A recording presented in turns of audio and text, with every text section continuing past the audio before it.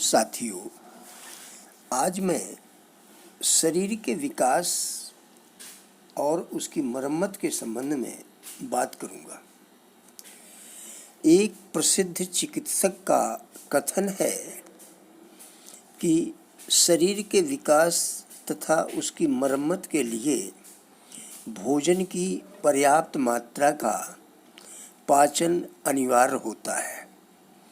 पाचन क्रिया तभी ठीक हो पाती है जब पाचन संस्थान के प्रत्येक अंगों से निकलने वाला रस उचित रूप से स्रावित हो। भोजन या भोज्य पदार्थ के रूप, रंग, रस, गंध और यहाँ तक कि उसके संबंध में विचार भी अच्छे हों, तभी पाचन क्रिया भली भांति संपन्न हो सकती है। भोजन आदि रुचिकर, ताज़ा, सुंदर और ग्राह्य हो तो पाचन संस्थान के सभी अवयवों में कुशलता और सक्रियता आ जाती है। तब मुख, कंठ, आमाशय, जिगर, तिल्ली, पित्ताशय आदि से पाचक रसों का स्राव उचित मात्रा में होने लगता है।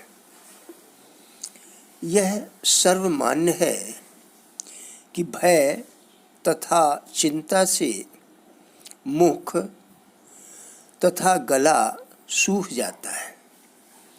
फिर उसके रसों का स्राव कैसे होगा?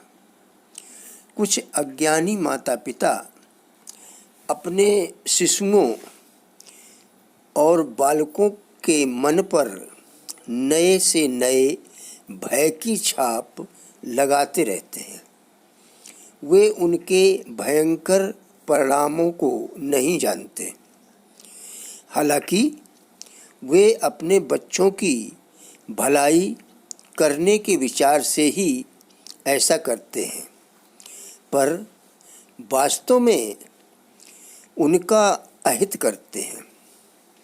शिशुओं व बच्चों के कोमल हृदय में जो भय के बीज बो दिए जाते हैं, फिर कभी नहीं उखड़ते। परिणाम यह होता है कि बच्चों का स्वाभाविक और स्वतंत्र विकास नहीं हो पाता। हम उन पर भय और चिंता के भाव लाद कर उन्हें चिड़चिड़ा व दुर्बल बना डालते हैं। हम निरंतर जिस वस्तु का ध्यान रखते हैं, जिसके लिए हम निरंतर कार्यरत रहते हैं, वह वस्तु हम अवश्य प्राप्त कर लेते हैं। जब हम सदा भय के विचार में रहते हैं, उसी की ओर हमारा ध्यान और चिंतन रहता है, तो उसके परिणाम भी सामने आएंगे। कल्पना करो कि हमारे वैज्ञानिक और चिकित्सक न होते तो हमारा जीवन कैसा होता। ये दोनों चिंतन मनन और रिसर्च करके हमें वे तमाम जानकारियाँ देते हैं जो हमारे लिए उपयोगी होती हैं। क्या हमें नई नई जानकारियाँ प्राप्त करने का शौक़ नहीं होना चाहिए?